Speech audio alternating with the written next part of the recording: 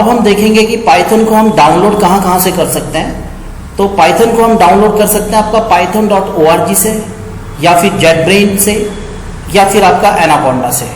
अब हम इसमें एनाकोंडा का यूज़ करेंगे। तो एनाकोंडा क्या है? आईडीई है पाइथन की। आईडीई यानी कि इंटीग्रेटेड डेवलपमेंट एनवायरनमेंट, यानी कि वो एक एनवायरनमेंट देती है आपको, और ये एक बहुत इंपॉर्टेंट आईडीई है आपकी डेटा साइंस के लिए। तो आप भी एनाकोंडा को ही यूज़ करें अगर आप यूज़ करना चाह रहे हैं मशीन लर्निंग डेटा साइंस में यूज़ करना या फिर डेटा एनालिटिक्स में यूज़ करना, तो आपको एनाकोंडा का यूज़ करना पड़ेगा। तो एनाकोंडा को डाउनलोड करने के लिए आप क्या लिखेंगे? www.anaconda.com, तो उसमें आपको मिल जाएगा। तो वहाँ से आप इसको डाउनलोड कर लेंगे। तो मैं इसमें आपका डाउनलोड करना तो नहीं बता रहा हूँ, उसको किसी और पार्ट में करेंगे। लेकिन इस फील्ड में हम क्या देखेंगे कि हम उसमें क्या क्या काम कर सकते हैं जब हमारा इसमें जुपिटर नोटबुक इंस्टॉल हो जाए। तो एनाकोंडा के अंदर आपको एक जुपिटर नोटबुक मिलती है, उसके अंदर हम क्या करते हैं? काम करते हैं। अब हम आगे बढ़ते हैं। जब हमारा पाइथन में जुपिटर नोटबुक हम इसको इंस्टॉल कर लें, उसके बाद जो नेक्स्ट कदम होगा हमारा, वो होगा हमारा उसमें पाइथन में प्रोग्रामिंग लिखना। तो सबसे पहले हम इसमें समझते हैं आपका कमेंट्स। तो कमेंट्स क्या होते हैं?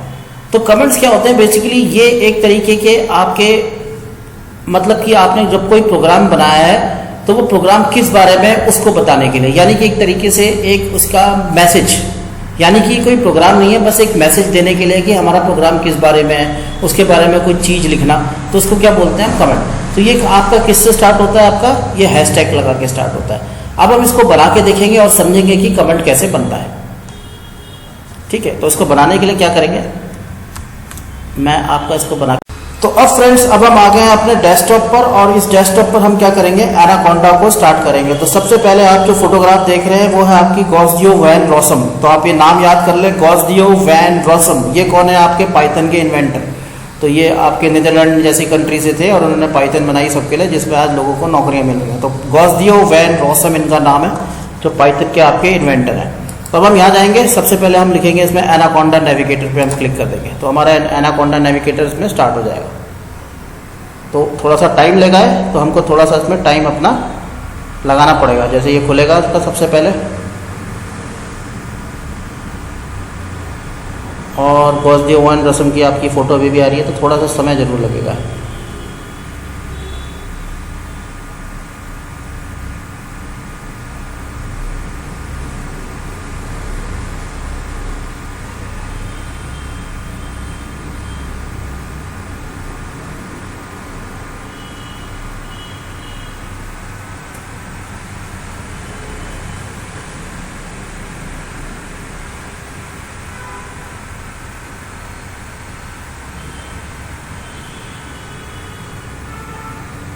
तो ये अब आपका क्या आ गया है? एनाकोंडा नेविगेटर आपके सामने आ चुका है। अब इसमें से हम जाएंगे जुपिटर नोटबुक पे, थोड़ा सा इसको नीचे करेंगे यहाँ से, और यहाँ से कर देंगे लॉन्च। तो जैसे ही लॉन्च करेंगे तो आपका क्या खुल जाएगा इसमें? Jupyter notebook. तो एनाकोंडा से अब हम किस में आ गए हैं? आपका जुपिटर नोटबुक में। अभी हमको इसको यूज़ करना सीखना है।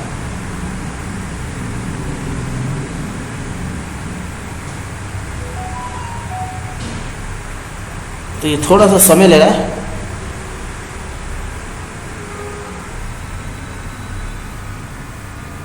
ये आपका किसी भी, जो भी आपके सिस्टम के अंदर जो भी आपका वेब ब्राउज़र इंस्टॉल होगा उसमें ये आपका ओपन होगा। तो ये आपका जो जुपिटर नोटबुक है ये आपका वेब ब्राउज़र में यूज़ होता है। तो ये एक बहुत ही इम्पोर्टेंट आपका रोल प्ले करता है आपको पाइथन की प्रोग्रामिंग लिखने में, उसमें आपके जो भी आप उसमें लाइब्रेरी यूज़ करते हैं उन सब के लिए। थोड़ा सा ये समय ले रहा है, बस की दिक्कत यही है।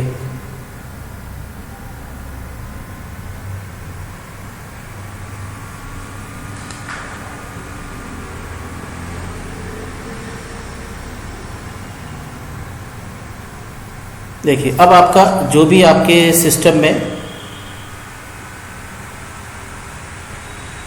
जो भी वेब ब्राउज़र था उस पर खोलेगा। तो ये आपकी जो पाइथन जुपिटर नोटबुक की स्क्रीन आ गई है, और इसके अंदर ये बताएगा कि कौन कौन सी फाइल अभी तक आपने बनाई हैं, जो इंस्टॉल की हैं, वो सब इसके अंदर दिखाएगा। ये हमारी जो फाइलें जो हमने बनाई है।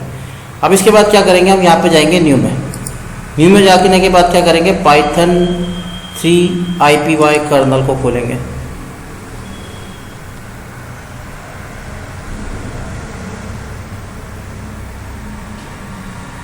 इसको खोलने के बाद आपके सामने ये सेल्स आ जाएंगी, इनको क्या बोलते हैं हम, सेल्स। अगर हम इन सेल को ऐड करना चाहते हैं तो यहाँ से भी ऐड कर सकते हैं। देखिए ऐड हो गई हैं आपकी सेल। अब इन सेल के अंदर हम क्या करते हैं, प्रोग्रामिंग लिखते हैं। तो ये सेल्स हैं, यहाँ पर हम नाम दे सकते हैं, जैसे कि हमने ले दिया नाम फंडामेंटल ऑफ पाइथन, ये हमारी फाइल का नाम हो गया।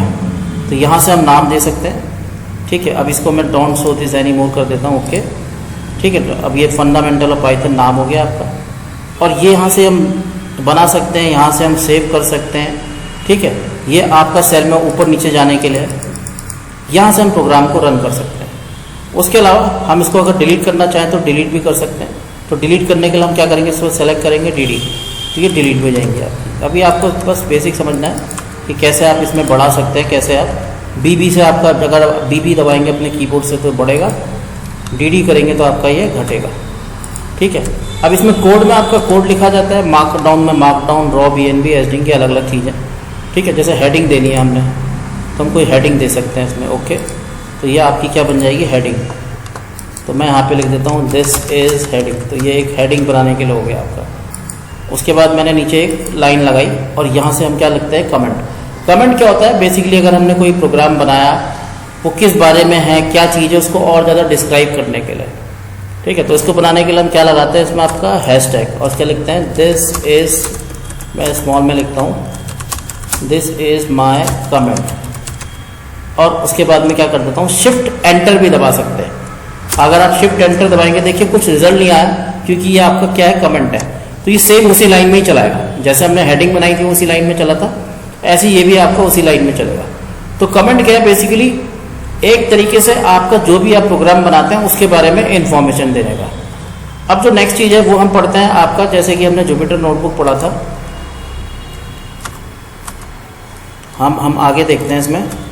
हाँ, अब इसमें हम क्या बनाते हैं, नेक्स्ट क्या होता है आपका, वेरिएबल्स। तो कमेंट क्या हो गया, जानने के लिए। वेरिएबल्स क्या होता है, एक टेम्परेरी स्टोरेज है जिसमें हम क्या कर सकते हैं, आपका अपने डेटा को स्टोर कर सकते हैं, ठीक है। जैसे कि हमने कोई नाम लिखने हैं, जैसे Mahesh, Ramesh, Kapil.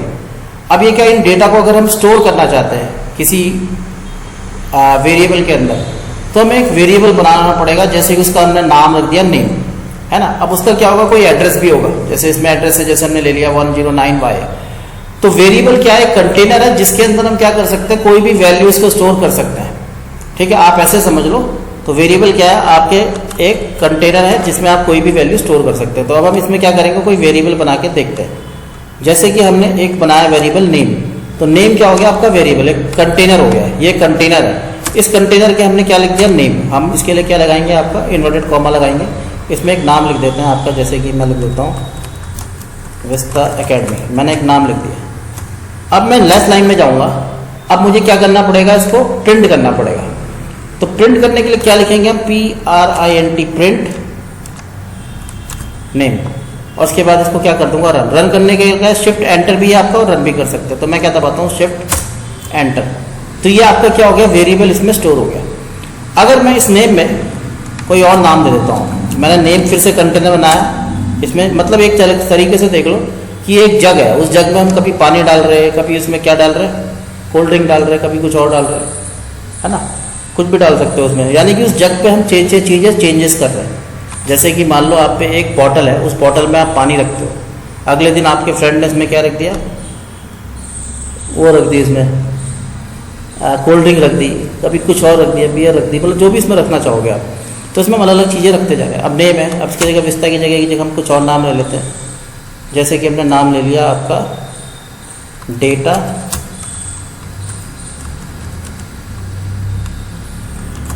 Science, SCIENC, data science मैंने नाम ले लिया। अब मैंने नाम बदल दिया, अब मैं इसको प्रिंट करूंगा। तो देखो, अब जिस नेम के अंदर पहले हमने विस्ता एकेडमी सेव किया था, उसके अंदर हमने डेटा साइंस सेव कर दिया, तो वो क्या हो गया, बदल गया। तो वेरिएबल को क्या कर सकते हैं, हम बदल भी सकते हैं, ठीक है। तो एक कंटेनर है जिसमें आपकी वैल्यूज स्टोर होती रहती है ना। एक ही में हम दूसरे नाम भी रख सकते हैं, कुछ और भी हो सकते हैं। हम नया वेरिएबल भी बना सकते हैं। नेम 1 नाम से बनाया मैंने, अंडरस्कोर लिया और 1 लिया। अब ये अंडरस्कोर क्यों लिया, इसका हम आगे समझेंगे। जनरली इसमें अगर हम कोई स्पेशल कैरेक्टर लेते हैं तो वो सिर्फ अंडरस्कोर चलता है और कोई नहीं चलता। ठीक है। अब इसमें मैंने एक और लिख दिया नाम, हम बड़ा भी लिख सकते हैं, जैसे कि हमने बड़ा लिख दिया, दिस इज डेटा एनालिटिक्स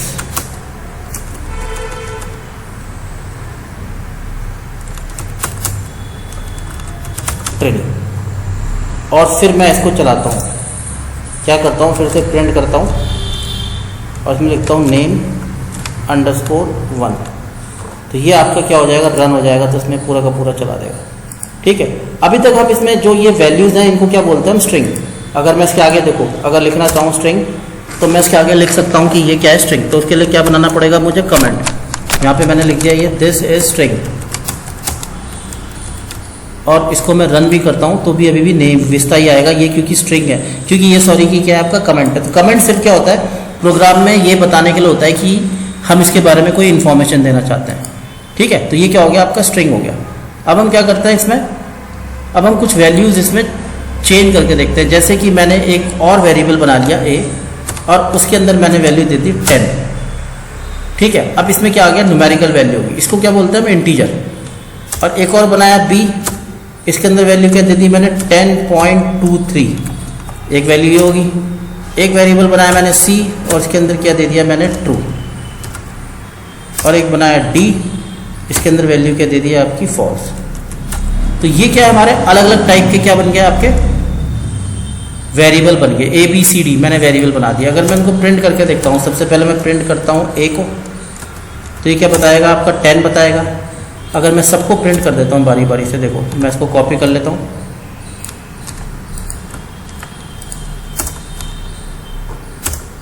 अब मैं इसमें क्या लेता हूँ, a b c d, और इनको करता हूँ रन। तो देखिए सबकी वैल्यू दिखा रहा है कि a में जो वैल्यू थी वो दिखा रहा है, b में जो वैल्यू थी वो दिखा रहा है, c में वो वैल्यू थी वो दिखा रहा है। अगर हम अपने डेटा की टाइप जानना चाहते हैं, टाइप यानी कि क्या है ये, कि या ये स्ट्रिंग है, या फिर जैसे कि ये केस है हमारा, ये क्या होगा आपका, दिस इज इंटीजर, ये क्या होगा आपका, इसको हम बोलते हैं आपका, दिस इज आपका, इसको हम बोलेंगे डेसिमल पॉइंट में जिसमें वैल्यू होती है उसे बोलते हैं फ्लोट। ठीक है। इसको क्या बोलेंगे हम, दिस इज बूलियन। मतलब जनरली यही यूज़ होंगे, इसके अलावा कॉम्प्लेक्स नंबर भी होते हैं, लेकिन हम अभी इन्हीं को यूज़ करके देखेंगे। तो सबसे पहले अगर हम इनकी टाइप देखना चाहते हैं, ये तो मैंने लिखा है कमेंट है, ये तो बताएगा नहीं, ये तो सिर्फ हमारी तरफ से लिखा गया है। टाइप ए, मैं इसी को कॉपी करके बताता हूँ कि आपका, जैसे हमने यहाँ टाइप ए लिखा, यहाँ पे हमने कर दिया बी, यहाँ पे हमने कर दिया सी, यहाँ पे हमने कर दिया डी, और इसके बाद मैंने इसको करा रन। तो देखिए अब इसने डी का तो बताया लेकिन ए का नहीं बताया। अगर हम ए को भी करते हैं टाइप ए, बारी बारी से करके देखते हैं इनको। टाइप ए को रन किया तो उसने क्या बताया आपका, एक एक करके चला रहा है। टाइप ए करके बताया तो उसने क्या बताया आपका, ये क्या है, इंटीजर। बी क्या है आपका, फ्लोट है। देखिए ये आपका बी आपका फ्लोट है। और उसके बाद फिर हम नेक्स्ट चलाते हैं, उसके बाद रन करते हैं, उसके बाद क्या बता रहा है, बूलियन है। और लास्ट में डी करते हैं तो ये क्या बताएगा आपका, फिर ये भी बूलियन है। तो ट्रू फॉल्स वैल्यू यानी कि बूलियन, फ्लोट यानी कि आपका डेसिमल में नंबर, और अगर हम इसको नेम को देखना चाहते हैं, टाइप नेम, तो ये क्या बताएगा आपका, स्ट्रिंग, टाइप नेम। तो ये क्या बताएगा आपका, स्ट्रिंग। तो हम इस प्रकार से इसमें क्या कर सकते हैं, आपके डेटा को हम यूज़ करके इसको यूज़ कर सकते हैं।